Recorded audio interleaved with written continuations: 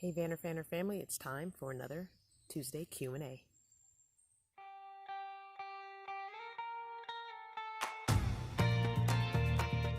Today's Q&A video is sponsored by Nomad Internet. The link is in the description box, and don't forget to use the discount code CrystalVanner25.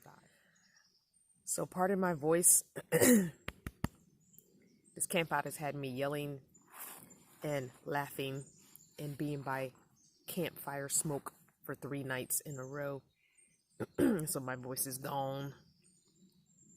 Anyway, today's question comes from someone who joined us at the VanLife family meetup camp out situation, Mr. Gerald.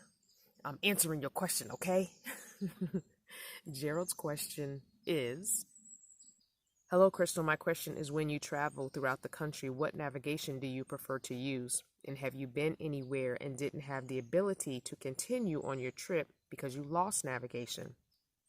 I personally prefer to travel using Google or Apple Maps when cell coverage is available. And I also like traveling with my Garmin that I leave running in the background everywhere I go because I love being in state forests and national parks.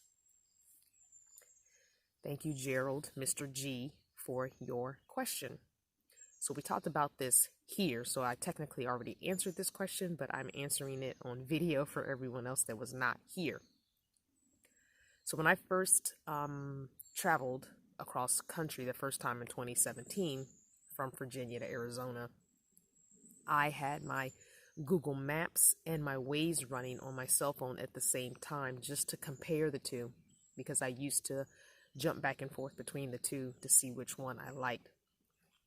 Now, I feel like when I was traveling locally in Virginia or looking for something specific nearby, Waze was a good navigation map at that time.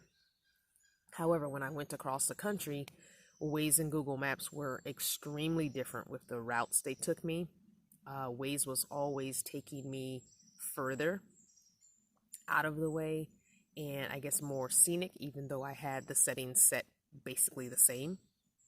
So I no longer use Waze. I stopped using it halfway through that trip after realizing that it just was not going to work for me across country.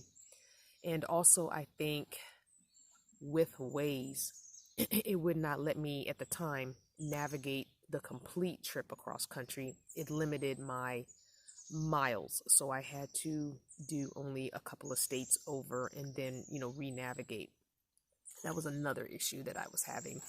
And because I was doing lots of stops, it was okay, but it was nice to just have the whole trip planned out so I could see. Now, one of the tricks that I use, at least at that time, because the phone I had was, a little bit older, is when I would navigate on the navigation on my Google Maps.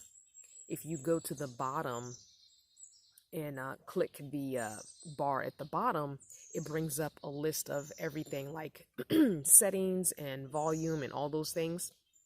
Well, if you click on directions, it gives you a list, just a text list of every turn by turn. I would take screenshots of all the directions all the way to the bottom. You get as much as you can on the screen, take a screenshot, scroll down, take the next screenshot, so on and so forth. Just in case I lost navigation, I would have my next turns, just in case I got somewhere and navigation was lost. Now, I download maps when I'm going on long trips.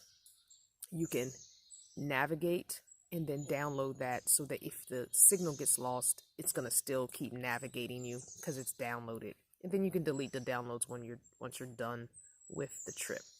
Now, Gerald did show us his Garmin, Mr. Fancy Smancy.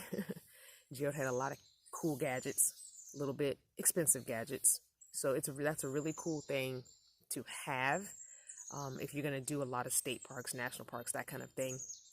I think I've only been one place that I can remember off the top of my head where I had absolutely no signal, and that's when we went with Auntie Catherine and Uncle Homer by the water at this little beach area, and I'll try and link the video to that in the card, so you could just take a look at it. It was a really nice place to go, and I can't wait to get back there at some point, because even without cell phone service, I didn't care. It was the most beautiful place. Literally, we were parked right at the water, like 5 feet from the water. So it was worth not having a signal.